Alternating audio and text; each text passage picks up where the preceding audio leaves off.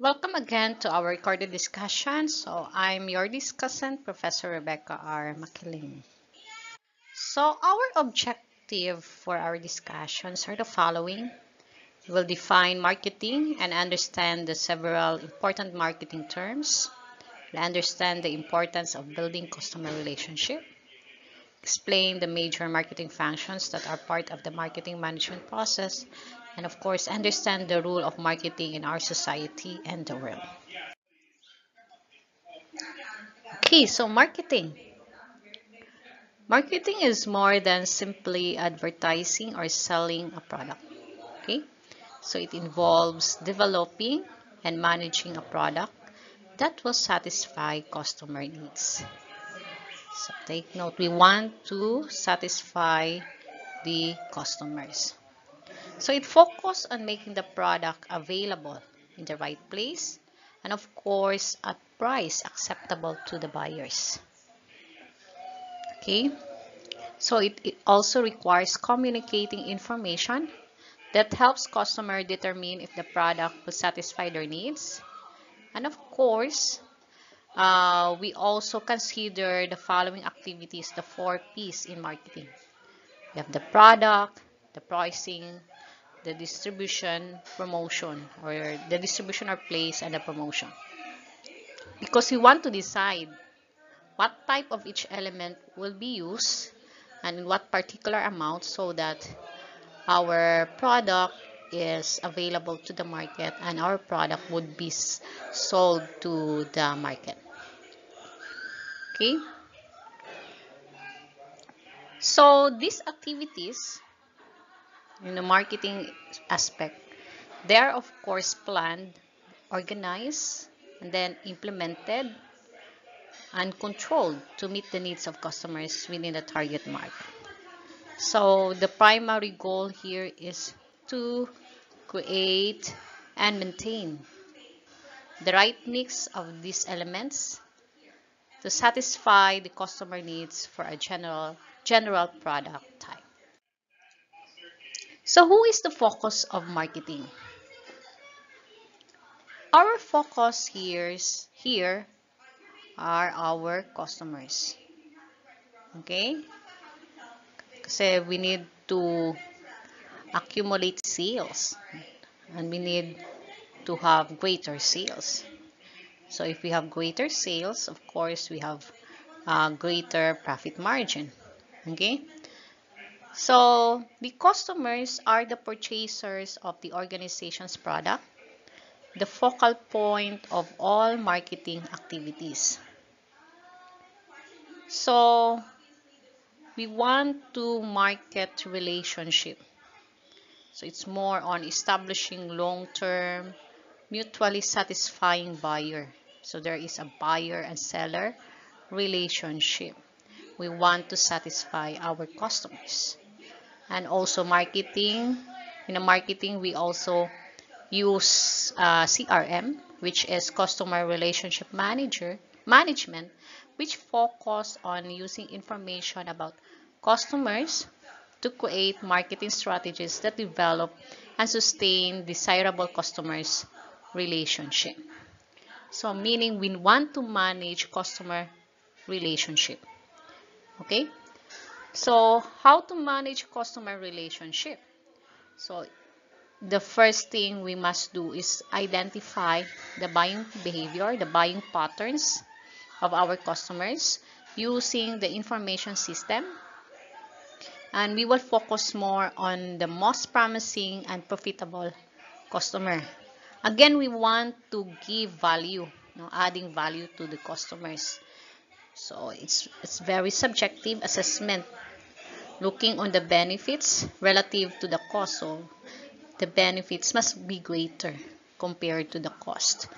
So determining the worth of the product and also look on the benefits, which includes anything a buyer receives in an exchange, whereas costs include anything a buyer must give up to obtain the benefits of the product provides. So again, we want to market our product so that we can accumulate leads, we can get some customers. And if we have already the customers, we want to establish relationship with the customers, mutually satisfying the relationship between the buyer and seller, because we want to have loyal customers, paulit-ulit na customers, or we want to satisfy the needs of the customers so that they will buy again to our product. Okay? So marketing focus more on the 4 P's. So we have the product, the price, the place or distribution, and the promotion. So we call it marketing mixture of these 4 P's. But aside from this, we will also consider the environment. There are some environment that we need to focus, especially on the economic forces, political forces, legal and regulatory forces, the technological forces, the socio-cultural forces, and the competitive forces. But the core activity usually on the marketing aspect is this 4. Again, our target is the customer. We want to satisfy our customer. Okay? So later we will discuss this in detail, the 4 P's as well as the environment. Okay.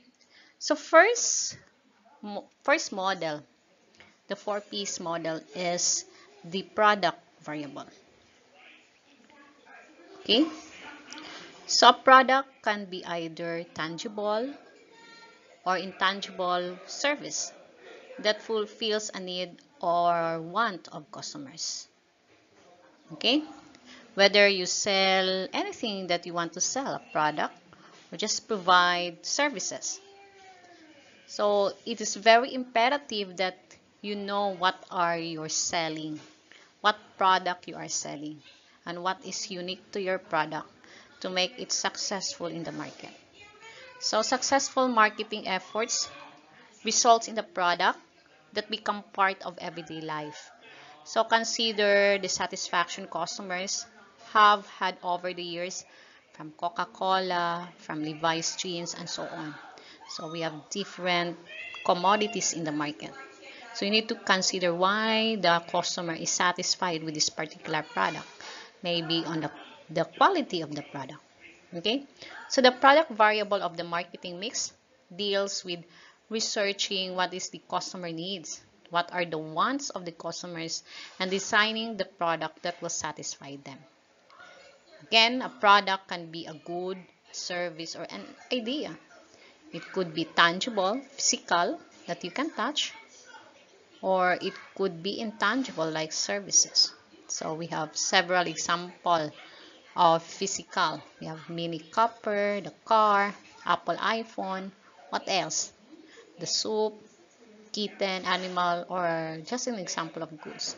So it could be also services, no? Say we have the legal services, we have the accounting services, the engineering services, or air travel, dry cleaning, hair cutting, banking. They are also services, medical care. So it could be also ideas, no? Concepts, philosophies, images, and issues.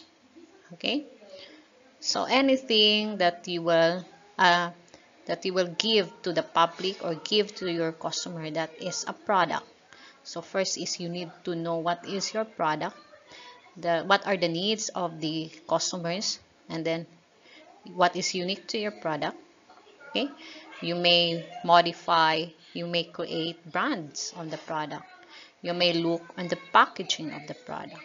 Okay, or you may include warranties, no, for your services, and of course repair services.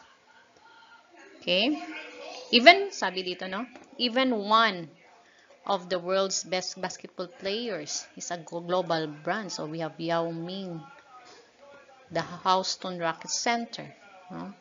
Nag-endorse din ng product from McDonald's, Reebok, many of which are marketed in his Chinese homeland. So the lesson talaga dito is you need to know what you are selling your product in the market. Dapat alam mo, no? What are the qualities of your product? Or if you are manufacturing your product, dapat alam mo yung mga ingredients of that particular product. So you want that this product will satisfy the needs and the wants of your customers. That is the first variable, the 4 P's in marketing mix. Okay, now let's go to the price variable. Once you already understand or concrete understanding of the product that you are offering, you can already start making your pricing decisions. Okay, so your price determines the impact on your profit margin, your supply, your demand, and also your marketing strategy. Okay, so your decisions and actions associated with establishing pricing objective and policies and determining your product prices. So again, it relates to your decisions and action.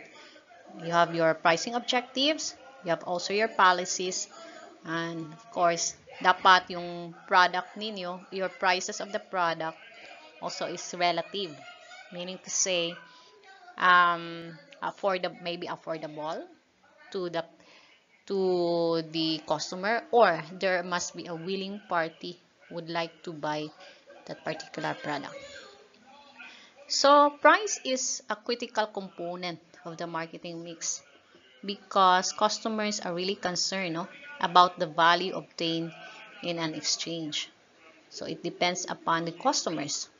The customer who like to pay branded clothes because they want the quality of the product. Or there are also customers who are very particular on the price. They would like cheaper prices. But again, dapat hindi i-sacrifice yung quality, no? Quality on your particular product. So price is often used as competitive tool, and there is intense price competition.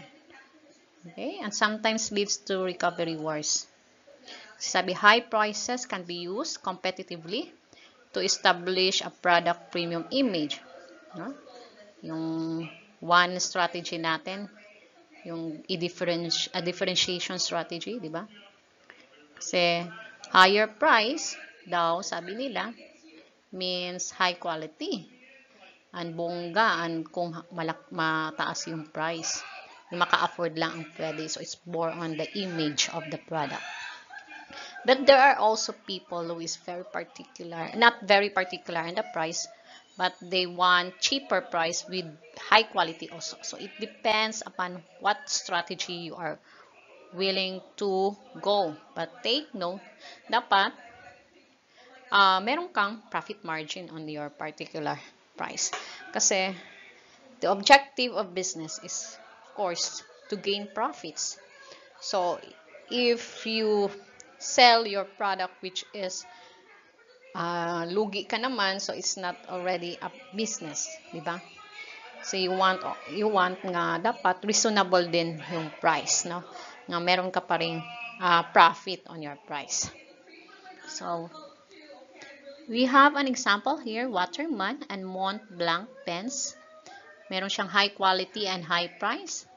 So nag-give them siya ng significant status. And also iPhone. That's the marketing strategy of iPhone, Mac products, no, mga computers. They sell their product in higher prices, but still they have their customers because, of course, maybe on the quality of that particular brand, and they are willing to sacrifice higher prices just to get that particular product. And of course, there are also some trends that people would like to maintain, no? Maintain their status quo, their image in the public. So you need to consider that one. Okay, next. Another 4P's model is the place variable or the distribution model. Okay? So of course you always um, you're very familiar that or you hear from marketers saying that marketing is about putting the right product at the right price, at the right place, at the right time. So it's very critical to evaluate what is the ideal location, no, to convert your potential clients into actual clients. So you want to make your product available in the quantities desired. So, meaning to say, dapat meron kang supply. No? You need to analyze the demand and supply of your product. Kasi kung kulang naman yan, tendency na, people will look for other alternatives. So, dapat at the right time. Next, minimum cost of inventory, transportation, and storage. You will also consider that one, since if your product, if you are distributing already international, at else global, national, so you need to consider the transportation and the storage ng mga warehouses. Okay? And that is part of your costing on the pricing of the product. Or you may select intermediaries, no? Or motivate intermediaries. So you have your distribution channel, no? Maybe in the form of sales representative, what else? Other distribution channel. So you will also consider that one, just to make your product available to the market. You may also establish or maintain inventory control. Again, because kailangan kasi, no, na hindi naman marami ang enough lang yung supply. Hindi kasi kung more supply and then konti lang yung demand, may surplus 'yan. And then kung maliit naman yung supply and then malaki yung demand, may deficit na ka naman, no? So dapat you need to maintain or control your inventory. So marami tayong mga methods in controlling our inventory. We have EOQ, we have just in time, and so on. And then you will also develop, no, manage transportation and storage system. So as marketing manager, you will consider this, no, in your distribution and place variable of your marketing mix. Okay, next in the 4 P's is the promotion. When you already got the product, you know your product, the features of your product, and you already determine the price. Now it's, and also the place na alam mo na, no, yung mga distribution channel mo. So now it's a time to promote it. Promotion looks at the many ways of marketing agencies.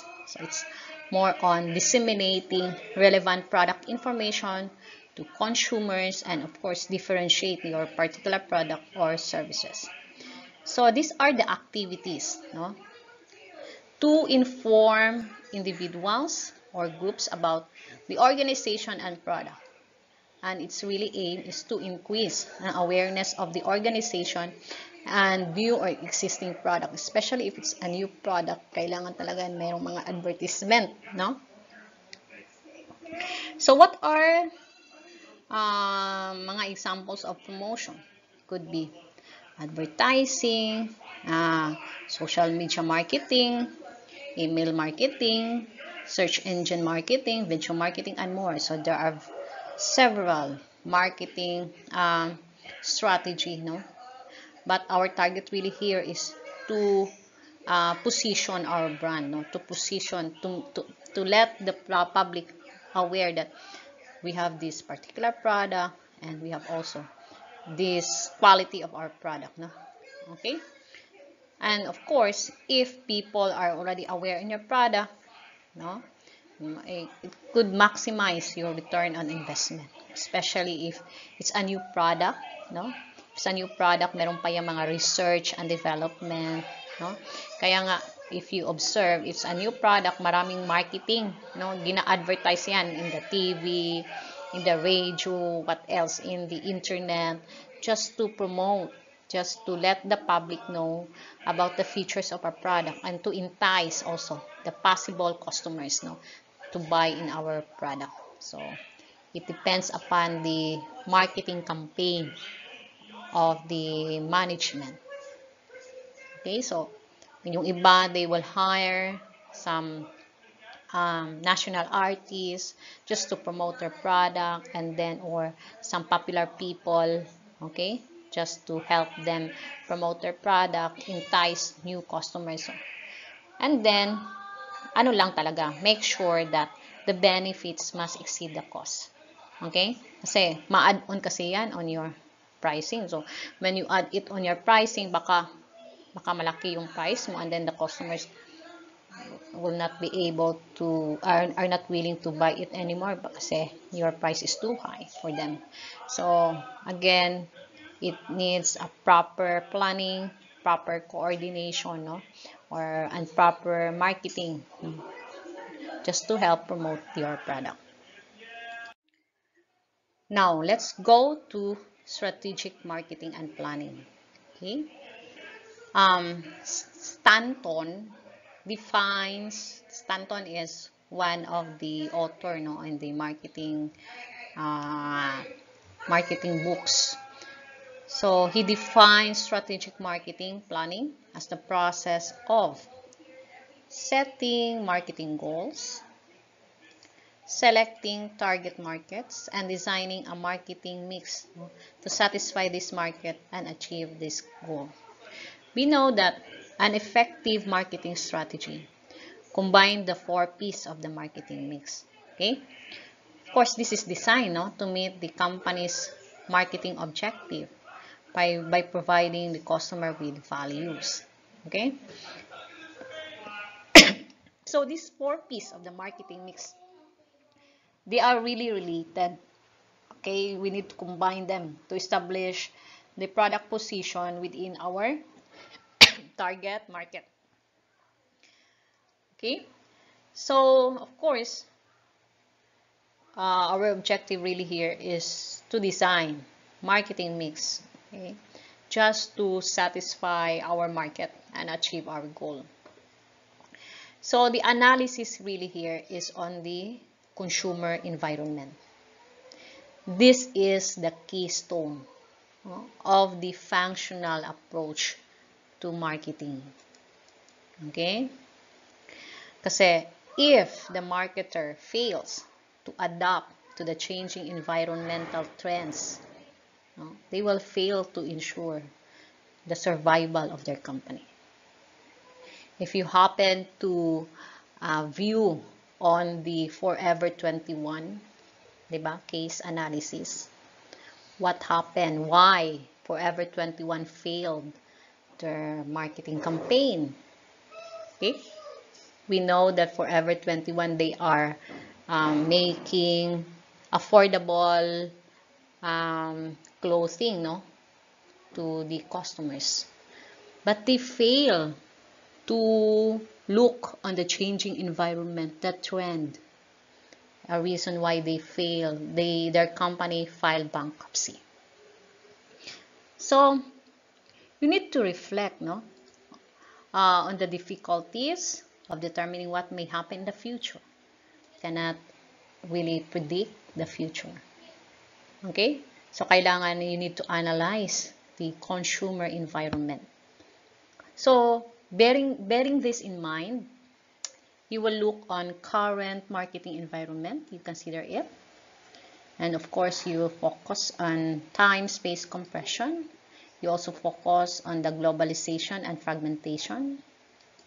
So you need to consider your marketing environment, okay, for your decision making, no, and problem solving. So it really involves devising a goal state. How to get that goal? So ayan, no, kasi you want to achieve your goal, diba? Kaya nga, it's a process of setting what is your goal. To be one of the global trends in the market of fashion like Zara. You will look on your target market, no? You will design your marketing mix, and then you need to innovate, no? Innovate your product because you want to satisfy your market, no? Just like what Zara do in their marketing campaign, no? So, tanawa to ninyong case ni Zara. They have a nice, no, marketing plan. They have the nice, meron silang SWOT and also PESTEL analysis, no? They analyze on the consumer environment. They really look on the needs and the wants of the consumer. Anong ding nangyari kang KFC, no? Why they became successful in China. Okay? Anong nangyari? They localized their product, no? Nag-add sila ng local product just to entice the local consumer, di ba? Okay? So, depende yan, no? It depends upon the your position in the market. Kasi your target really is to satisfy your market. So, kailangan sabihan mo yung market mo. Ano ba yung needs niya? Ano ba yung gusto niya? So, meron ding mga feedback, no? Feedback on the consumer so that when you can innovate your product, no? That will cater to the needs of your consumers.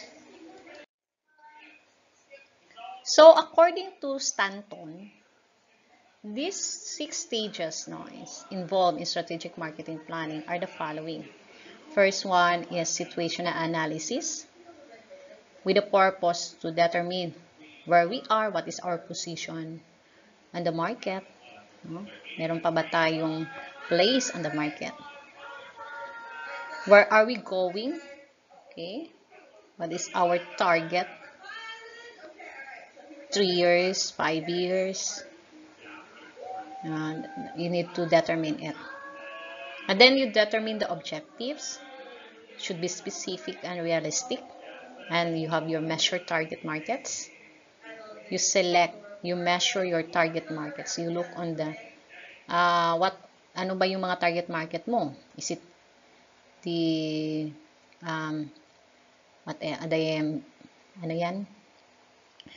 the younger generation, the older generation, the baby boomer, or the children, or mga no? You identify it. Who are your potential customers? And then you design your marketing mix strategies, your tactics. How do we get to where we want to go? Okay? You look on the price, you look on the product, differentiate your product that is unique to your competitor.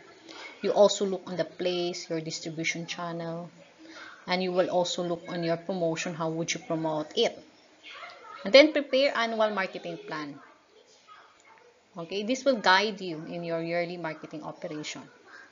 And then, when you implement your marketing plan, you need to evaluate, no?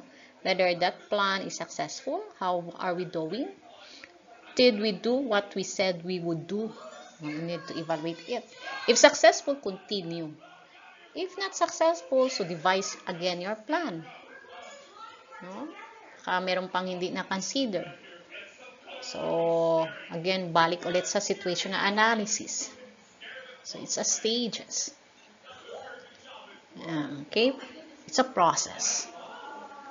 So, that's strategic marketing planning. Again, these are the process. First is situation analysis. No? It consists of analyzing the external environmental forces. You also analyze the non-marketing resources that influence the organization marketing program. No? It could be political, economic, competitive, no? Social, socio-cultural, historical. You really need to review it, evaluate the organization existing marketing mix to identify the flows, the problems associated with them. And of course, this analysis will help, no? The organization know where it is, where it should reach in the future. So this is the first stage. So tingnan yung mga external environment, no? in the situational analysis. So, here, papasok yung PESTEL. Okay? So, ano yung PESTEL?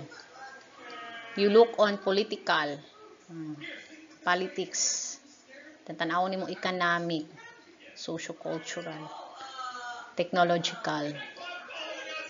Ano itong another E? And then the legal. Later, I have an sample, no? Kantong kang Sarah. Need to review, evaluate this marketing mix, no? Identify ano ba yung mga flow nito. Okay? Kasi our goal here is you want to achieve, no, your marketing objectives. The second, which is the second stage. Meron ding another analysis in situation, no? Situation analysis using SWOT. Okay, tinitingnan yung strength, weaknesses, opportunity, and threat, no? Identify, no? Tinitingnan. So that's part of situational analysis. Next, the second stage is to formulate the objectives. So this include both the corporate objectives as well as marketing objective. Okay? It must be specific, no? Dapat specific ang ating objective. So dapat, for example, in the university, by 2020, diba? Ano to? So specific, no? Kaya meron tayong mga 5-year plan, 2-year plan. Okay? And it must be measurable. Measure. Siguro you want to want your profit mo increase siya 10% per year. So measurable ang ating objectives. Para when we evaluate it, titingnan natin if na-achieve ba natin si objective. Okay? Need to write it down. Next, in the third stage, you identify your present, kasi marketing strategy na, no? Present and potential customer. You select your target market. Okay? You analyze your product, your target market. Tanawon nimo existing product nimo. Identify if there's a new product, identify your new market. Okay? Or pwede ka mag-market segmentation. Huh? So, once you market it, you segment your market, you can already forecast, no, in each segment. So, pwede, no? Say, this is the product for old mga lola and lolo. So segment na. Lola and lolo, mga older generation. Ano ba yung mga product nila? Tingnan din yung mga product ng mga millennials. Like you. Ano bang mga uso ng millennials ngayon? So, and you can develop your strategy already. Next, the fourth stage is to design marketing mix. So, it will enable the organization to satisfy the wants of its target markets to achieve the marketing objective. Okay? So, this is the marketing effort of the company. Meron pang fifth stage, no? The marketing planning, just prepared. Parang tayo diri, Meron tayong mga annual marketing plan, no? Ma'am, we are accountant, magkabalo man, dapat makabalo may ini. Take note, very broad ang ating trabaho, no? And pwede tayo masali in the marketing aspect, no? Especially on the budgeting. Mga budgetary support of the marketing activity. Kasi we need to project the sales. We need to project the demand and also the supply. No? Para makita natin yung projected sales, projected cost of sales. Kasi, and we are also involved in the costing, mga pricing strategy. How much is our markup to that particular product. Tanawon po itong mga relevant costing. That's part of our job. Kaya meron tayong mga marketing na subject, even we are an accountant. Okay, now let's go to the scope of marketing. Under marketing management, a marketing program is prepared on the basis of needs. Yung needs talaga kailangan, the wants, yung dili gyud siya necessary, no? Kailangan, wants lang siya. Needs, kanang very needed na gyud, no? Taste, the fashions of the customers. It involves decision making in regard to pricing of the product, publicity, distribution, and after-sales services, no? Mga warranties after sales. Thus, marketing management is an action, no? Science consisting of principles for improving the effectiveness of exchange. So it represents professionalism in carrying out exchange relationship. Okay? So this is self-conscious craft of marketing management. So it is the analysis, planning, implementation, control of the program designed to bring about design exchanges for the purpose of personal or mutual gain. It relies heavily on the adoption and coordination of product, price, promotion, and place for achieving effective response. Again, kasi we need to satisfy our customer. No? The marketing area in a business, sagaran siya, no? Sila ang responsible in producing sales of their product. Okay? Sila din ang responsible to look whether mag-sale ba? Merong mga 20% off, 30% off, di ba? That's part of their marketing campaign, no? Just to entice greater sales on their product, no? And of course, para mabenta na din yung mga padulong na mga obsolete na inventory. Kaya meron silang mga sales. And they also do campaign on the TV, no? Mga advertisement, just to get the attention of the potential customers. And we have also now very familiar na marketing campaigns. We can use the social media. We have the Facebook ads, Facebook page. We have also the blogs, even the YouTube. There are ads in the YouTube. So you can use that one as part of your marketing campaign.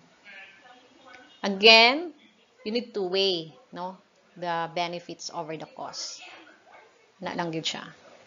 Okay, kung too much marketing, and then hindi naman nakaproduce ng sales, it added cost to your product. So dapat talaga efficient and effective manner yung marketing campaigns natin. Okay?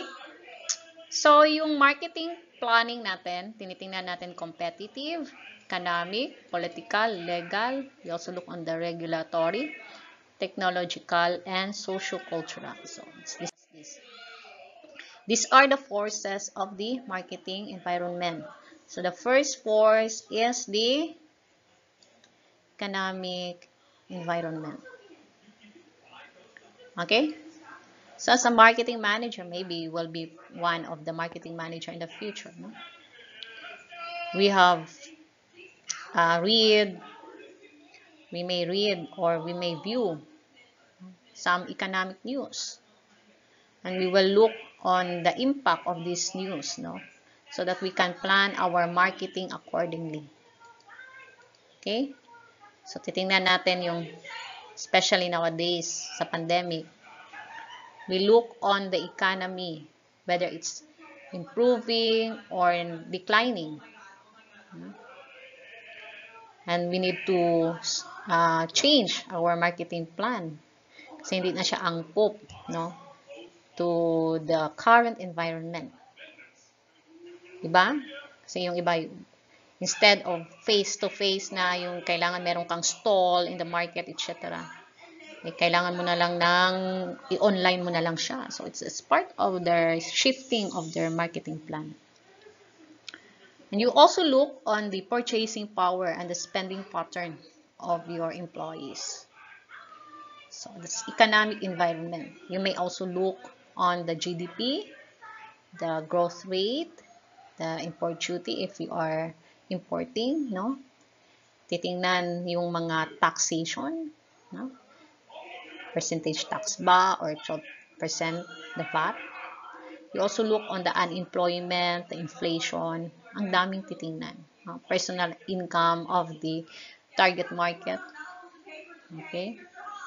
And the spending patterns of your customers.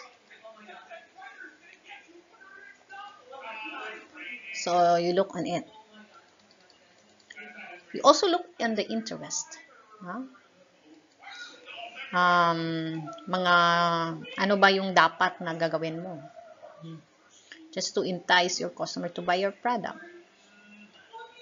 Diba?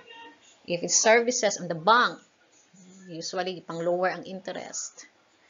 Napay uban nga hindi mo na magbayad ng rent for 3 months or 1 month. So that's part of their marketing plan. That's part of their marketing strategy. Just to cater the needs and the wants of the customers. Ano bang nangyari sa mga credit card company ngayon? Okay, they waive the mga penalties. Okay? Ano pa? So, kailangan titingnan natin yan. The next is socio-cultural environment. Number 2. So, we will look, marketers also have to stay tuned to social and cultural factors that can affect the sales. So, you look on the attitudes, the values of the Filipino consumers. Titingnan yung constant flux, what particular month of the year, yung mga product na saleable, kana out of style na yan on the next. So, titingnan mo yan. So, that's meron pa. That's another one. The technological environment. Okay? So, you look on innovation sa mga technology. And from that, may opportunity. Siguro na ay nag-replace, especially now, maraming mga small and medium enterprise kasi they don't adapt to the latest trend. They close their business. But others shift